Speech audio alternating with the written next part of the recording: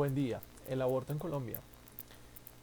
La concepción de un nuevo ser, si llega sin planear, siempre genera ciertos sentimientos encontrados.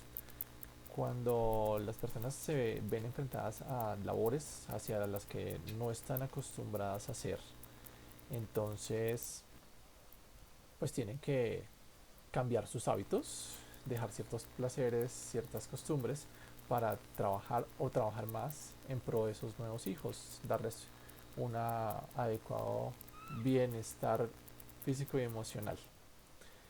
En Colombia se ha propuesto un debate para tratar de legalizar el aborto. Se aducen razones que supuestamente afectan el bienestar social, como por ejemplo el alto índice de mortalidad por esta práctica clandestina, por ejemplo la pobreza que se da por la explosión demográfica, por ejemplo algunas malformaciones en los fetos, eh, pero también, por ejemplo, el ir en contra de algunas creencias religiosas que se oponen a la interrupción del embarazo.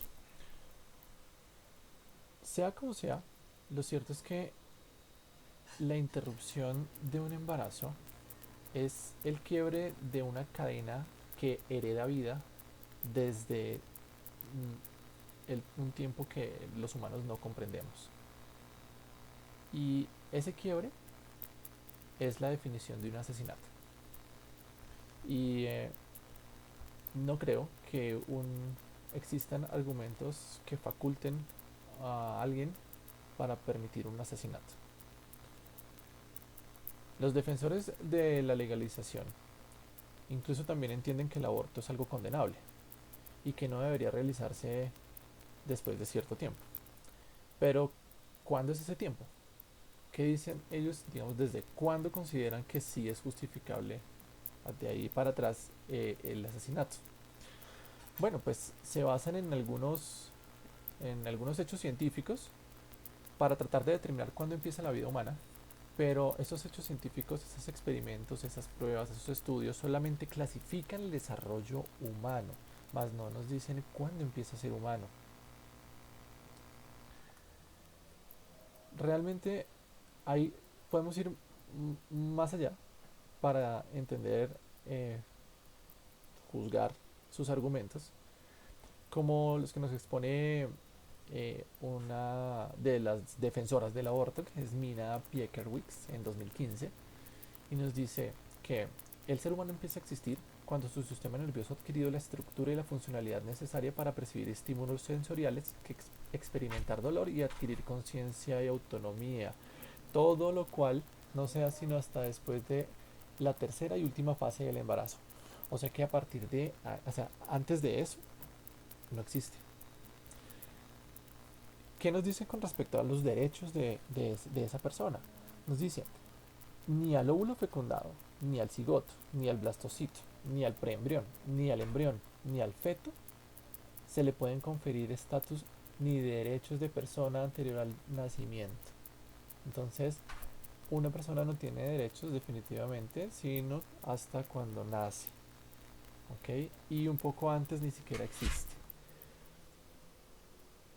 Realmente los derechos humanos tienen por objeto garantizar el bienestar mínimo de las personas. Y para poder disfrutar de esos derechos, pues hay que estar vivo. Por lo tanto, el derecho a la vida se configura como el fundamento de la Declaración de los Derechos Humanos. Pero la pregunta de cuándo el ser humano empieza a ser ser humano aún queda por resolver. No pretendo resolverla, pero veamos lo que nos dice la Oficina del Alto Comisionado de las Naciones Unidas para los Derechos Humanos. Justo en el momento en el que el espermatozoide cruza la pared del óvulo, se entrelazan sus materiales genéticos, configurando un ser nuevo, independiente de padre y madre, y el cual inicia un desarrollo que se puede clasificar dentro de los desarrollos de los procesos de la raza humana. O sea, en conclusión, a partir del momento de la propia concepción, podemos considerar la existencia de un nuevo ser humano.